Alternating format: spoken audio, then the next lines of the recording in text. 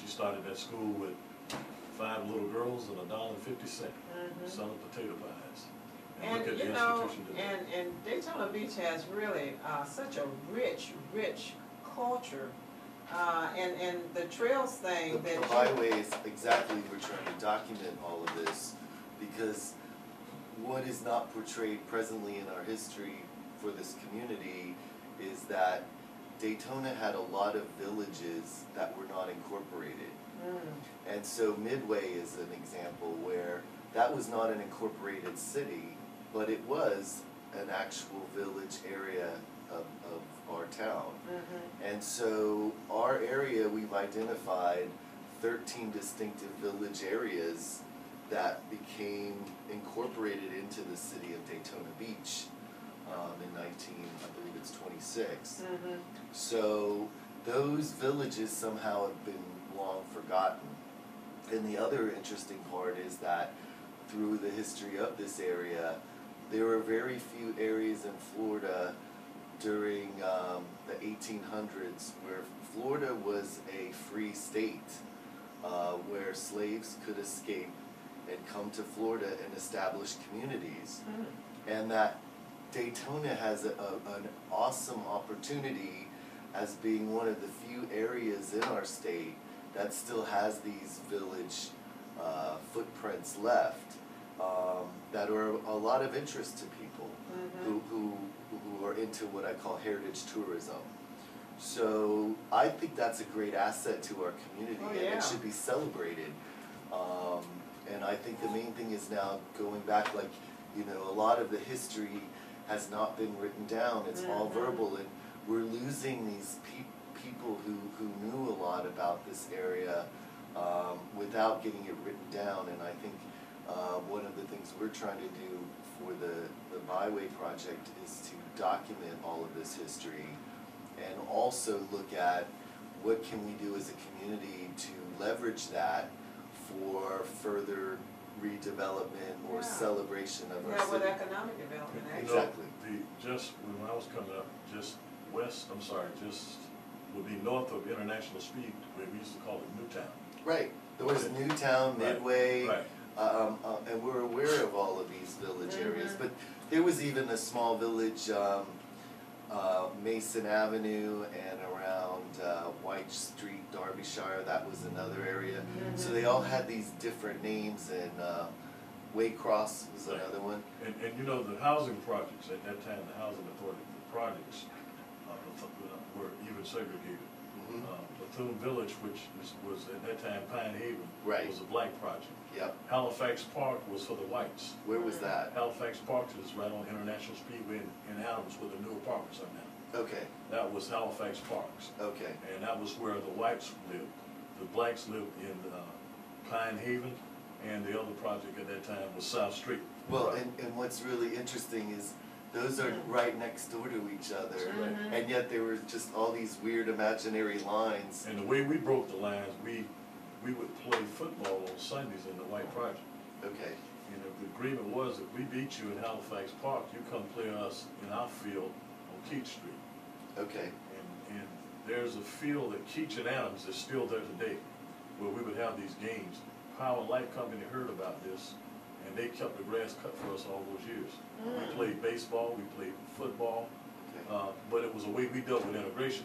And when we would go in the project, Halifax Park, to play, we'd have to leave right after the game was over because we was not welcome in Halifax Park. But we always won the game. But it was a interesting thing. But as you say, those businesses, those projects were right around the corner from each other, but they had their different meanings from different people. Because even though Pine Haven project was considered our turf, and we would call it the Ponderosa. That was, you know, white folks named it Pine Haven, but we then named it the Ponderosa as a nickname. And then Halifax Park stayed Halifax Park for a long time until integration started. Blacks started moving in to Halifax Park. Well, I also think it's very important as today in Daytona Beach that we embrace this diversity and look at, for example, the urban core as one city instead of what historically had been, segregated. All this separatism. But I also want to say that I grew up in Miami, and I'm a little bit younger than you are, but I was fortunate enough to be brought up after desegregation. And in Miami, there were a lot of island people who were of many colors and creeds, that either they were diplomats from these islands, but they lived in my neighborhood. And there was an area of Miami called Overtown. Yeah. And that was an elite black area during segregation, where people from up north actually had winter homes there, and they had major shopping areas. And after desegregation, it all kind of fell apart because people had choices. And I see that's probably what happened with Second Avenue, is that people took their money elsewhere. What's the name of the urban, what you call it when they came through? Urban renewal. Urban renewal. When urban renewal hurt us to an extent. Yeah. That's when it came through, it took out the black businesses. Yes. When they came up Cypress Street, there was a Phillips 66 such station on the corner of Lincoln and Cypress. That was a Phillips 66 business. Right. Right across the street from there was Shepherd's Restaurants. Okay. Where was that on? Cypress and Lincoln. Okay. And all those businesses, when urban renewal came through, got knocked down. And nothing ever got built. Nothing ever got built. The Shepherd Restaurants was one of the long-owned restaurants in Soul Food Town. People loved it, and they just put them out of business. You had the Green Lantern, which my uncle used to own, and it was at Cypress and Walnut. Okay. That was called the Green Lantern, another business that had been there for a long time. You keep going up the street, all the businesses that, the office store, all that stuff got when they came through. So you wiped out all the businesses and didn't replace them with anything. And what was the Cypress area known as in the community as the village?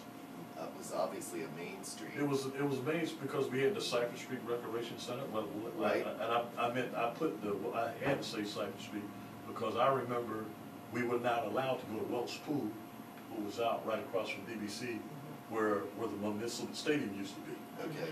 Then when the Welch Pool was integrated, we were allowed to go out there and swim. So we had 2 pools there to go to. But it was better taken care of because whites were going to Welch Pool, so they had a better facility at the time. But my question is, like, for example, we know that Second Avenue was Midway. Was Cypress known as an area like that?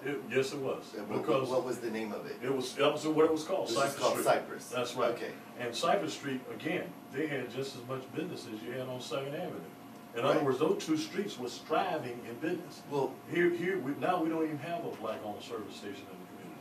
Here you had a black service station at Lincoln and Cypress Street. You had a and that's right across from where Mount Carmel Baptist Church is now. right. One was on one corner, Shepherd Restaurants was right across the street. So, Well, and now it's called George Ingram today, but that's part of, I live downtown and I drive George Ingram all the time. what's on George Ingram? What business? Just there's the school, there's a small convenience mart with a residence, I guess, or apartments upstairs. 4 apartments. Right, meaning there's nothing there. There's really nothing there, and that's something to me, unless they look at the zoning for that street. I'm sure there's been interest to build things there, but the zoning won't allow it. There's an old abandoned building there, I think Bethune-Cookman owns it. It was a school for bad kids, youth boys. I forget the guy's name that used to run it. J.B. Hunt, that's what it was, J.B. Hunt.